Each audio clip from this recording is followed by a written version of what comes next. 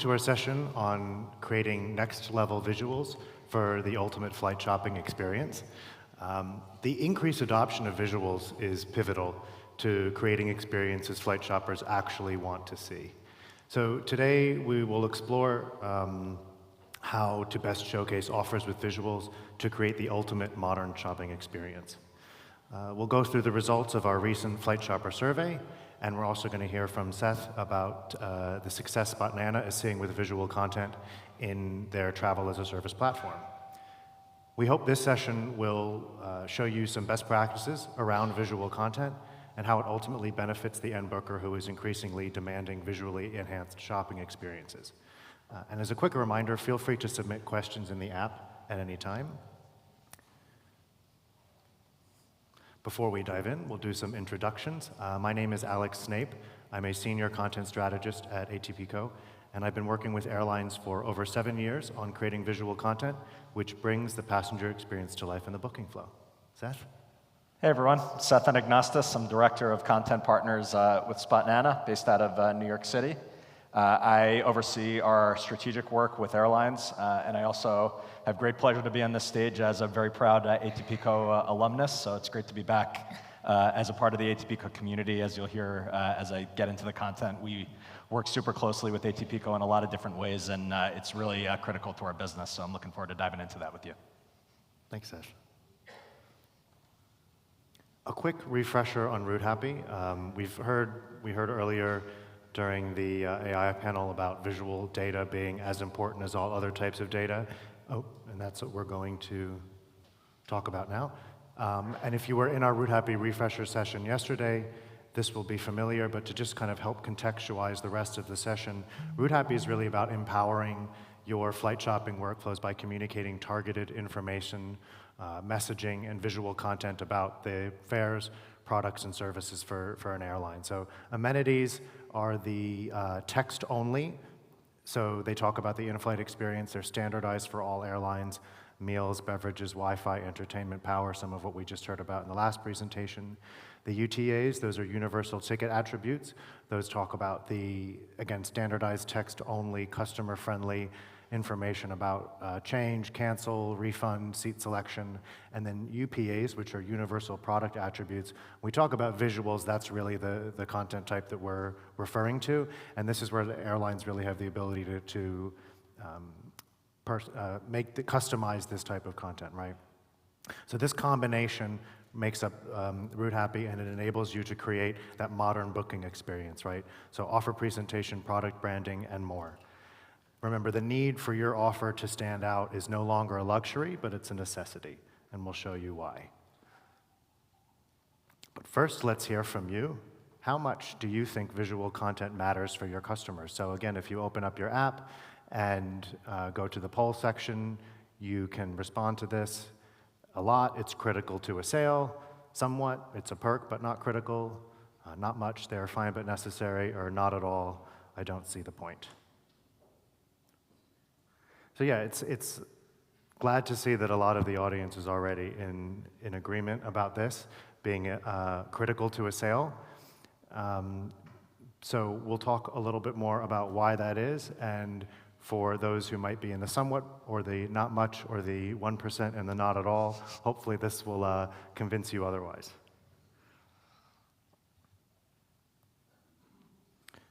Before I go into the results, just talk a little bit about what the shopper survey is. This is really the end customer. So we as an industry, airlines, channels, myself, having done this for a few years, I like to think that I know what it is, what end customers want to see, but we deployed this survey to really find out, are we correct, right?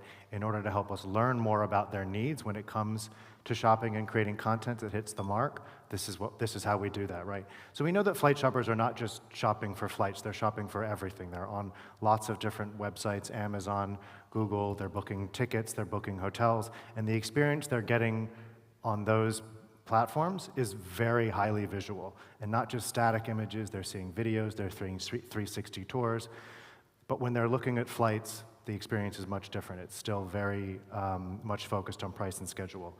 So we've heard a lot earlier today about all of the work being done to get the right offer to the right customer at the right time. But if when that offer gets to them, what they see, again, if it's visual, is not visually appealing, or it's not following industry best practices, and not just airline industry best practices, but the entire e-commerce industry best practices, then we're really missing the mark and missing out on that opportunity if all of that work has been done. So the shopper survey, again, is going out to those end users and showing them some examples of what we're putting out there, and do they like it, and what would they want to see if not. So who did we survey? So we surveyed 520 flight shoppers who had traveled at least 3 times in 2023 from 30 different countries, who had purchased a flight online for business or leisure. And we saw a majority of respondents were millennials, 26 to 45, with an increasing number over last year of Gen Z from 18 to 25. And the responses this year as well were split 50-50 between business and leisure travelers.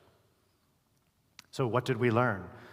80% of respondents said that they compare offers from multiple websites when booking flights. And we heard about this as well from Chris during the AI panel, that that might be changing, but for right now, there's still a lot of this going back and forth. And this really raises the question, what is it that anyone who's selling tickets needs to do to make your offer stand out?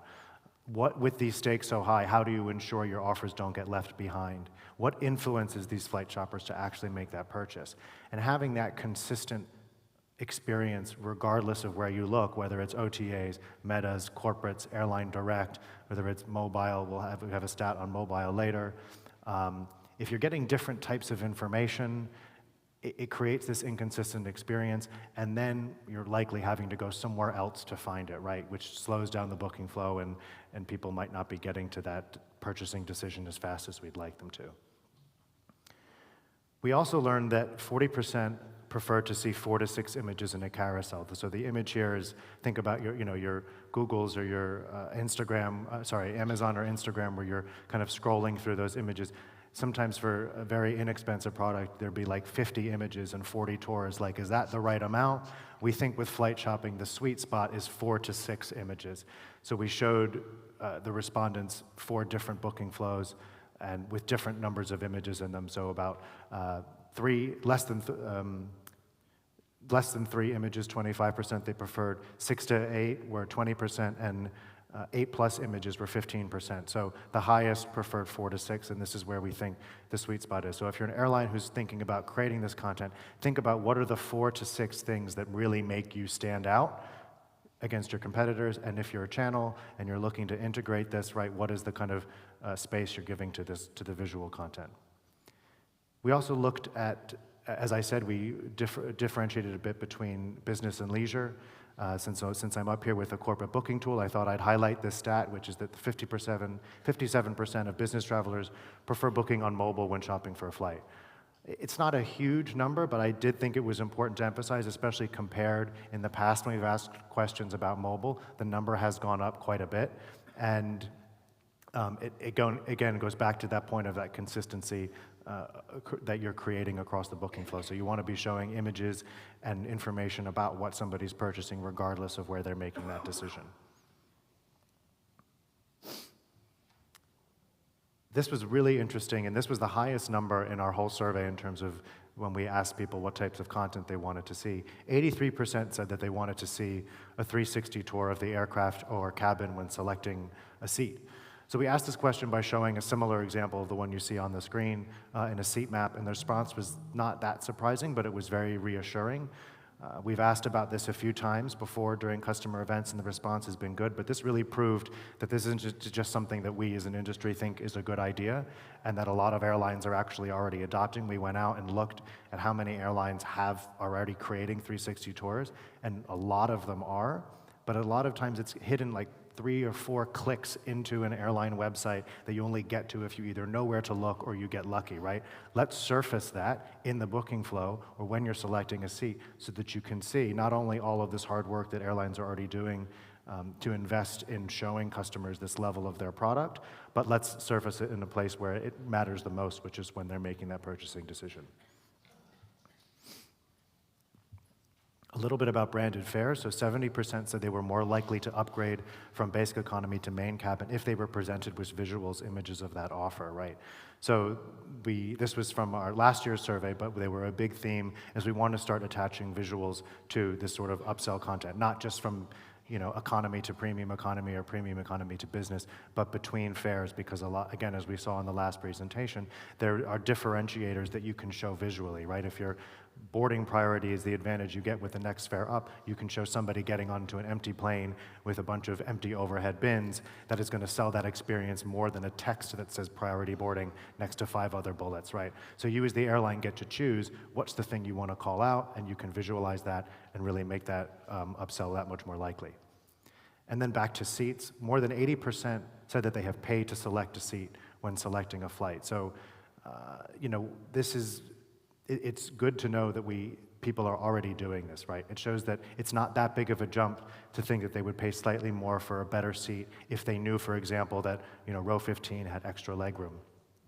So the barrier has kind of already been broken for this sort of seat purchasing thing, again, according to the responses we got. So this number tells us that by adding visuals in the seat selection process, we can close that gap. And that's exactly what we heard, the exact same number, right? 80% prefer to see a visual of the seat when paying to select it. So of the people who said they had paid, 80% said that they would be more likely that they would prefer to see the visual when they're doing that, right?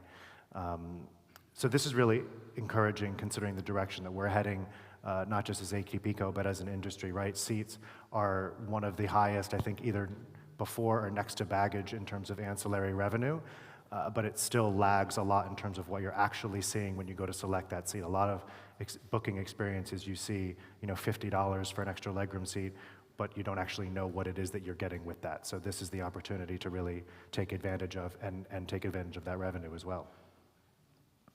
If you'd like the full results of this year's survey, you can scan the QR code here to receive the report. And if you don't have a chance to do this now, we can surely get this to you later, but I'll leave that up for another second.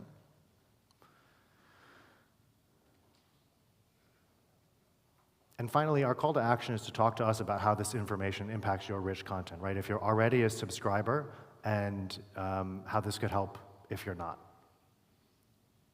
All right, and I will turn it over to Seth. Thanks, Alex. And if anybody missed the QR, we'll make sure we put that back up later.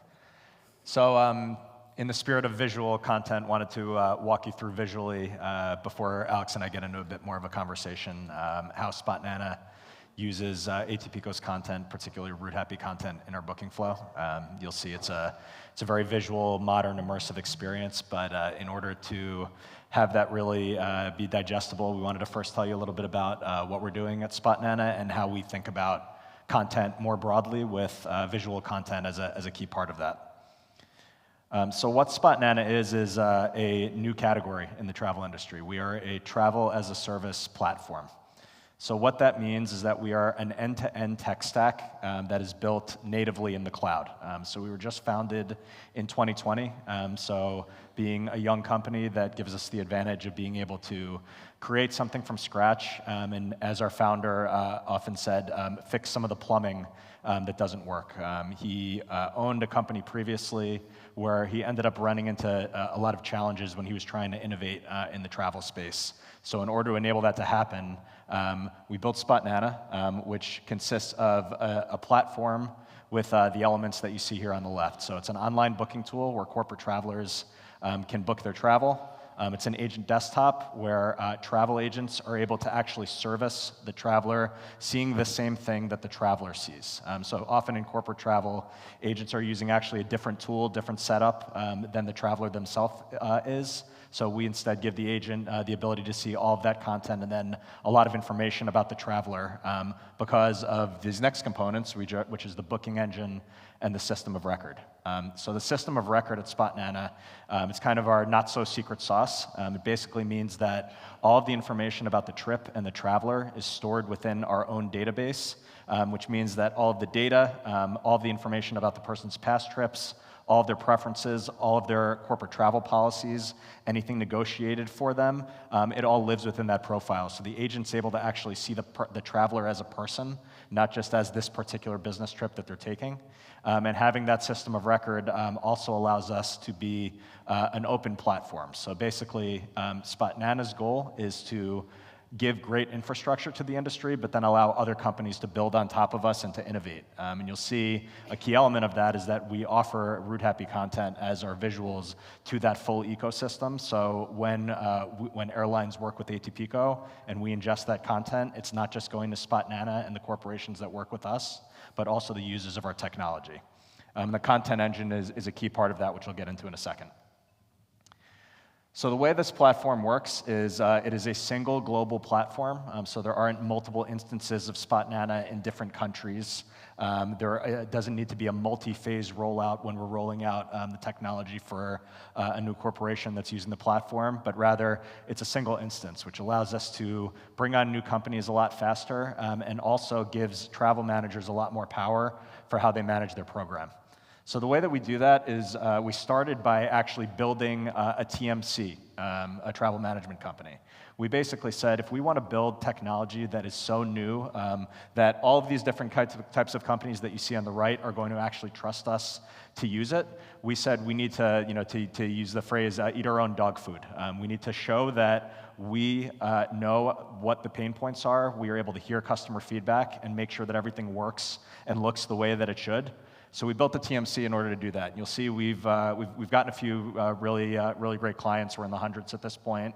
The one logo I do want to highlight there is ATPCO. So we actually work with ATPCO bidirectionally. ATPCO uses Spotnana to book its own corporate travel, and they give us a lot of feedback. There's still a few folks that we're trying to win over to get them to want to use us, and that's part of the process in corporate travel. Not everybody always does what the program wants them to do, and a big part of what we're trying to do is to find out why that happens. We thought a lot of it in the past has been because the experience wasn't good enough. It's often sometimes related to fares, but we like diving in with our partners. So being able to have ATPCO see their own content in a live environment that they're actually using helps them with their work. And then in turn, we get great feedback from people who really know the industry and can spot things that others might not be able to.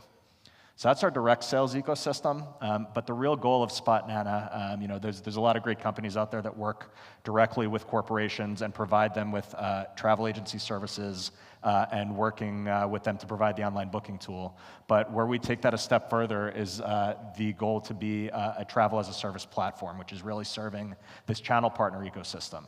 So going to other TMCs and saying, hey, if you're a travel management company that has loyal travelers that love working with you, they love your agents, they love your service, but you find yourself falling behind in technology, or if there's a corporation who says, hey, I really love Spotnana's technology, but I have offices in 75 countries and I need agents that speak 60 languages, we don't provide that level of global service in that way. So what we would say, more broadly, is we want to empower this ecosystem. We want to enable travel management companies to use the content that we are providing them and to use the full tech stack that we're providing them to service their travelers.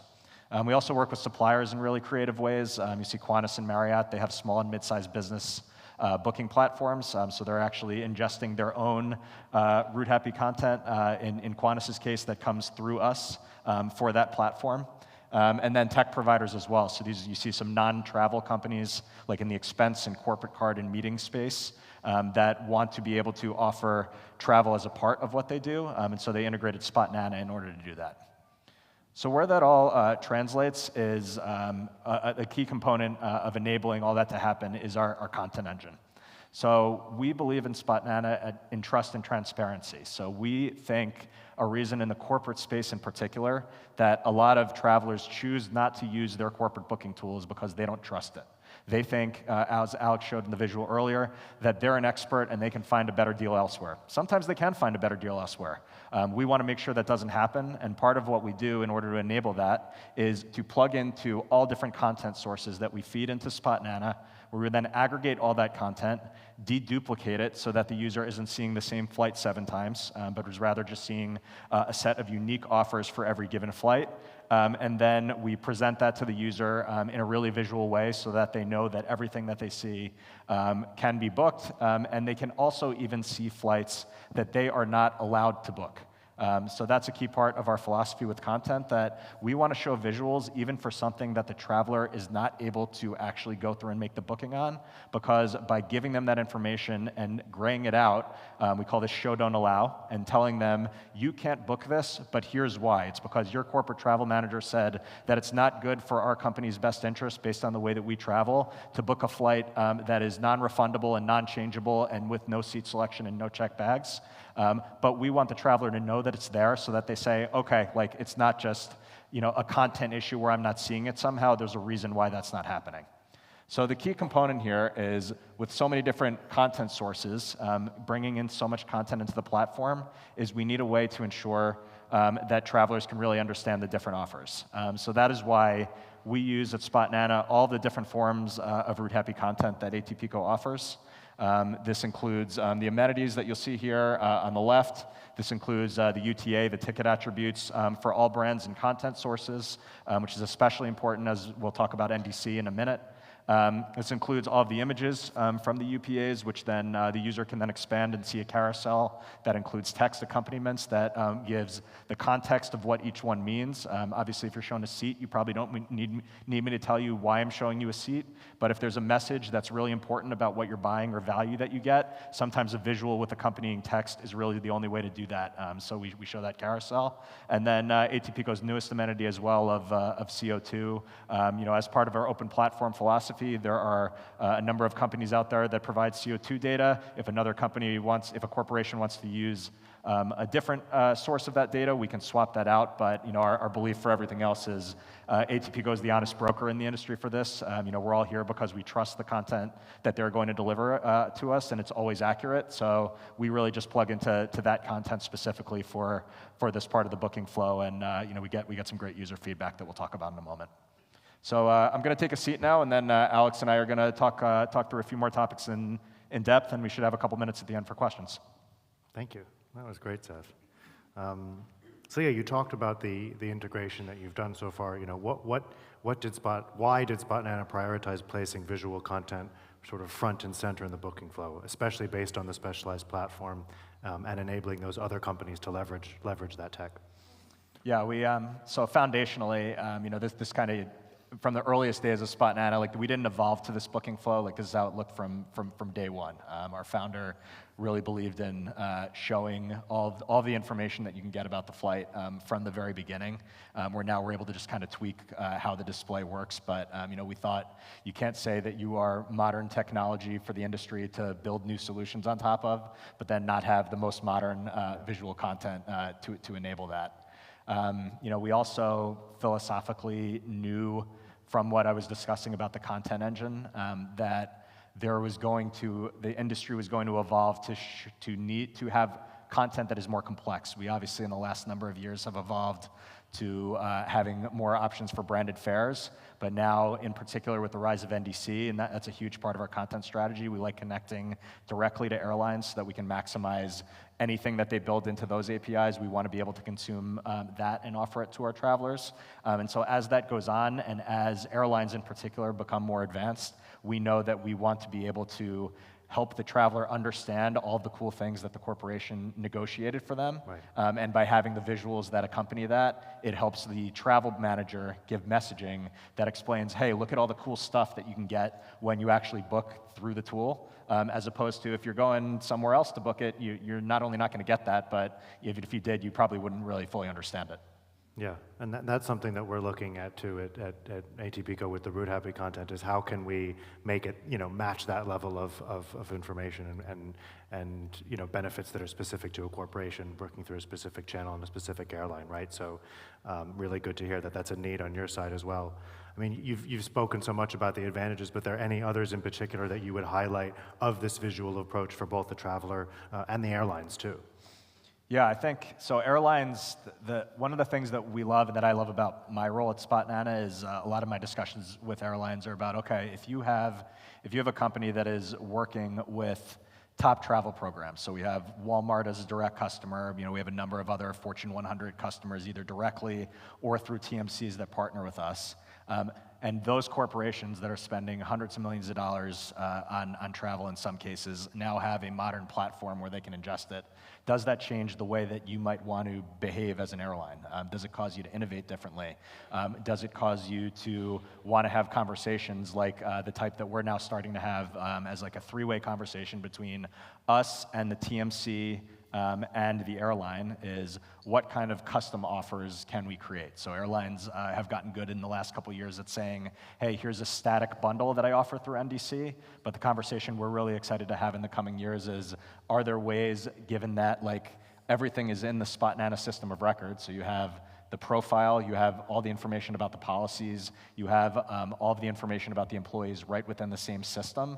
That now gives airlines the ability to say, hey, wait a minute, like, do I want to offer this to every single person at this company? Or is this an offer where I, as a travel manager, say, I want to make sure that my travelers have a lounge pass only on certain specific routes because that's too rich of a benefit to just offer to every flight, but can I do that in certain circumstances?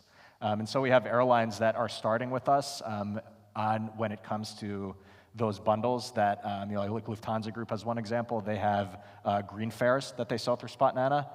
You all at ATPCO provide us with a great UPA that explains what that is. Like, you probably know intuitively that a green fare is like something good for the environment, but you wouldn't have a way of knowing that through a third-party tool, and the UPA explains that it's a combination of sustainable aviation fuel and carbon offsets so that the user actually really understands what they're getting when they select that. Yeah. And something I wanted to come back to as well is I didn't touch upon it when I was doing the mobile statistic, but you have a lot of this on your mobile app as well, right? So you have visuals and you provide a similar level of transparency and sort of modern experience on there. Was that just kind of intuitive, like you said, just because that's who you are as a company? Or was there anything specific around that you were like, no, we have to make sure this is on mobile as well? It's mostly a philosophy that we think that the traveler shouldn't have to become an expert on functionality. And hey, let me exchange tips with my colleagues about what features exist on the mobile app and which ones exist on desktop. Like, that's not really the conversation we want to have. It's, if the feature is a good feature, we'll find a way to make it work on mobile. And if you're buying a 5,000 euro business class ticket, you need to understand what that looks like on mobile, just like you would on desktop. Yeah. And it helps us a lot as well, right, to hear that use case of this sort of what the, not incentives are, but why people are, like we saw in the survey, going to multiple booking tools, right, that this happens in corporate, even when companies are encouraging people to do so. That encouragement is not enough. You really have to sell them with that experience, right, and that's what you're providing and looking to do. So really great to hear that. Let's move a little bit to upsells, right? So what's your approach to corporate, how does your current approach to corporate travel unlock new opportunities for upsells and upgrades? That is a great question, because normally I think if you're talking about upsell in the corporate space, that is something that will probably cause any travel manager to start throwing fruit at you up on the stage. It is, travel managers want you to book within the corporate travel program. There are policies which might be depend on different routes or flight length or any different characteristics that they might set it on. But what they don't want is, if you're supposed to be booking economy, to book business class. Obviously, that can blow up budgets and cause all sorts of challenges, in all sorts of ways. So we thought at Spotnana, like, wait a minute. So there are a lot of travelers out there. Probably the results would look the same as the flight shopping survey. Like, everybody wants to fly business class if they can, or premium economy, or something other than sitting in the back, if at all possible. A lot of corporate travel programs out there don't allow that, either for philosophical reasons, economic reasons. Could be a lot of reasons why that might not happen. But what we thought was, well, but there are probably a lot of folks who, if the corporate traveler was able to get a little help from the corporation, might be willing to upgrade out of their own pocket. So what we did is we built a feature called Personal Upgrade. We're not fully rolled out with this yet right now, but it's in testing with a top 50 global corporation. And what that enables is a dynamic calculation of a lowest logical fare. So it can look at all of the airfares that are on the route which could then say, here's the amount that we consider an appropriate expenditure that is in policy for this flight. So let's say that it ends up being $800 for a transatlantic flight. What the tool will then tell the traveler is you have an $800 credit that you can use towards this flight, essentially, where you can make the booking. If you book the economy fare, obviously the company will cover it because it's in policy. If you want to buy the $1,300 premium economy fare, we split the payment. $800 goes on the corporate card or the central method of payment, and then the other $500 can go onto the personal card of the traveler. So if you're an airline, think about all of the corporations that you're dealing with, especially if you're an airline with a nice premium economy or any kind of premium product at all. Think about how that conversation changes, where now there's this entire universe of folks who never booked a premium cabin with you before, probably wouldn't have spent $1,300 out of pocket on a leisure trip, but now if they're flying, I just had a company offsite in Dubai. A lot of us were flying from San Francisco or New York, 13, 14-hour flight. And we talked about it internally. We didn't have it rolled out internally yet, unfortunately, but everybody said like, oh yeah, like I would absolutely pay $400 out of pocket for that product that would have cost way more. So the visuals of that, like if it's in policy, I probably want to understand what the product is. But I'm going to book it anyway because my company's paying for it. But if I'm paying for it out of pocket, then you better believe I want to make sure that I'm getting a product that I really want. So we're really excited to create that opportunity to upsell in corporate where we're in a friendly way that the travel manager actually likes and can really kind of view as like, can actually market as an employee benefit when you think about it. Yeah, I'm very excited about that, and it seems really cool. I had an experience very similarly where I was flying to see an airline that I had worked with, and I had worked in their content and had been working with them and was very curious about what their premium experience was, and the upgrade was $50 between economy and business. And the process of getting that, booking it, oh, it's out of policy, my manager getting an email saying someone's trying to book out of policy, explaining why, putting it in the notes, right, versus this, where it's actually not just, it's offering you options and encouraging you to do that and showing you why it might be beneficial, right? So I don't see anyone who loses in that situation. Yeah, no, the airlines love it, especially those that we've met with so far, because now there's an entire new world out there where they're also being corporate friendly, because airlines always want to make sure to be in good terms with the corporate travel managers, so they don't want to kind of slyly offer people to upsell, but then have the corporate travel manager be mad at them. That's kind of self-defeating. Yeah. And I imagine that could also, when you talk about upsell, it's probably, we're thinking mostly about cabin. Could it relate to maybe ancillaries or lounge access or other things that might not be included too? I don't know why it would stop it. Sure, it could be extensible to that. And can you explain a bit more how the split payment system, that's what you're just talking about. Excellent. So looking to the future, right? What's next for Spotnana in terms of dynamic offers and personalization? You talked a little bit about it in your talk, but can you go elaborate a bit more?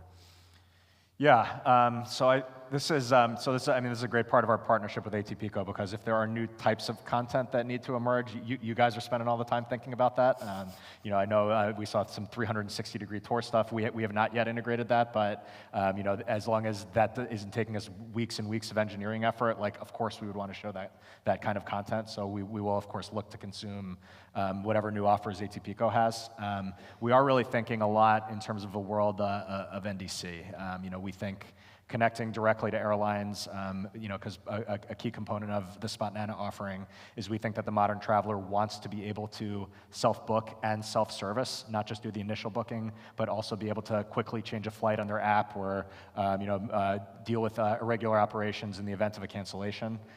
So we think that the traveler wants to be able to do that. If they can't, then agents are able to support them accordingly.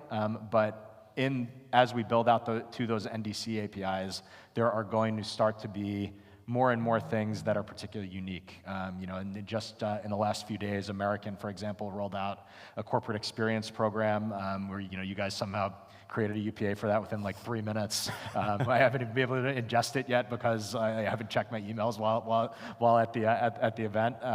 But basically, there's going to be more things like that require, it's not just the visual of the seat where it's kind of obvious what you're showing, but there are going to be the things that require context. So the corporate travel manager negotiating something special, and then maybe that needs to say something different depending on exactly what it is. And as that extends especially down to the fare level, where previously, the in-flight entertainment, seats, Previously, food, for the most part, those were all things that if you were sitting in the cabin, you either got it or you didn't get it. But now that we're starting to see that split a little bit more, we're going to have to be more and more thoughtful about how and where to use the visuals. Yeah, it definitely makes a case for that. And then you, like we were saying, you can show rather than just tell, right? So you have the text that says this, but to really then emphasize, oh, this is something that you get because you're booking here and with this airline, I think you really make the case for it. I think we can combine kind of the first question we got here with another one I have here. So how do you see visual content continuing to evolve in flight shopping, and how did you choose where to put the content in the booking flow? I'll let you choose if you want to take that as one question or two, but. Yeah, we wanted to put it right at the place where the traveler is making the decision about which flight to pick. We've seen some ATPCO studies in terms of like showing it later in the booking flow in order to make sure that the traveler sticks with the option that they picked. But for us, if the traveler is looking in their corporate booking tool, you're probably not looking in your corporate booking tool and then saying, oh, now let me go somewhere else in order to book it. Like if you're in the tool, you're probably implying that you want to make a booking. So we say, let's show, in addition to showing all of the offers side by side, let's show the content there so that they have the full information that they need to make a decision at that time. Perfect. And is this, as you think about new use cases for, is it whether it's seat maps or, post-booking and things like that, does visual content, how does that continue to evolve in your space? Is it something you consider with everything, or is it sort of like a later on, or? I think for now, I think our primary focus is making sure, from a self-service perspective, like when we think seat maps right now, we think we want the traveler to be able to select the seat in our tool. And that's requiring quite a bit of engineering to make that happen. So we do want to complement that with the visual, but we do also think that you got to walk before you can run in some ways. So let's find ways that we can innovate, but also make sure that we're spending that time on features like the personal upgrade feature, where we can immediately say, like, here's a slam dunk wow factor that we can offer, with then complements like on the seat map to probably come at a later point, I would say. Right. Would you criticize that selection? No, I think it's something we hear a lot too. Is that like first things first? Let's get get things working, and also kind of to our next question, right? Like let's see if the conversion rates are good, right? If we're seeing them in this part of the booking flow, how do they work there? So have you seen any results in terms of flight results between flights that have the content in it? Have you done any A/B testing? Have you done anything like that with metrics and conversion rates? We've not, just because like our philosophy is we want to consume all of the content. So even if somehow against all odds it said that it didn't improve that performance, which would completely shock me, we would still want to show it just because we think it's part of the modern experience that we want to show. However, even in the absence of those statistics, anecdotally from talking with travel managers over top 100 programs, I can guarantee all of the airlines in the room, those travel managers who are spending tens or hundreds of millions of dollars on airfare, they unequivocally notice which airlines have visuals, have the route happy UPAs that are coming through, and which ones have a placeholder in place. They ask, how come this airline has the good visuals and how come this one looks yucky?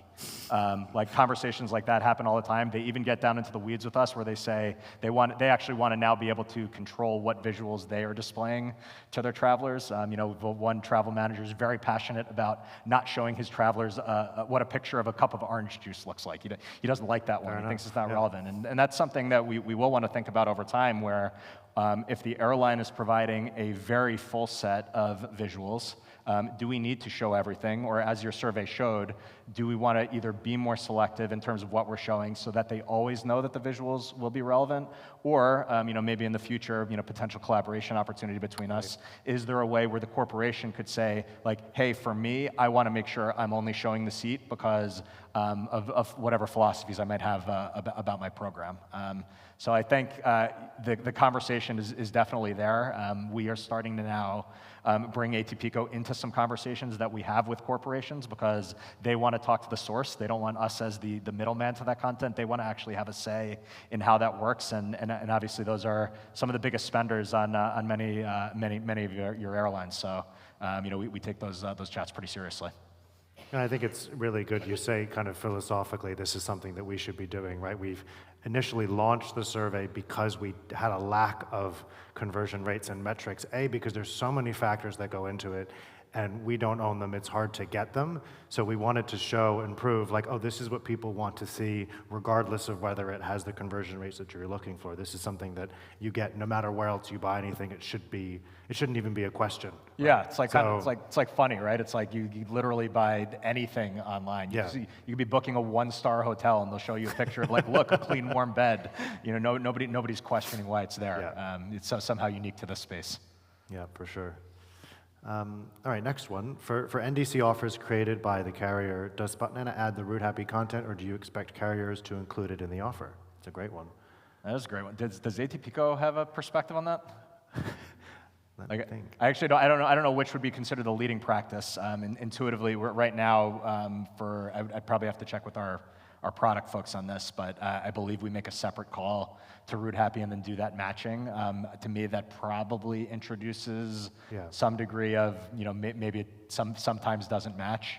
I don't know if you have any further Yeah, thoughts. no, I would agree. I think it would be included in there. I don't know if this is referring to the information, the visual that's served up on an NDC offer being different than a non-NDC offer, but to me, I think kind of like the earlier panel talked about, I think the same content regardless is a pretty good strategy. Yeah, as long as we're getting it in some way, Yeah. what we can't have is two offers side by side where one has a visual and one doesn't within Yeah. the same airline. That doesn't really work. Yeah, I would agree.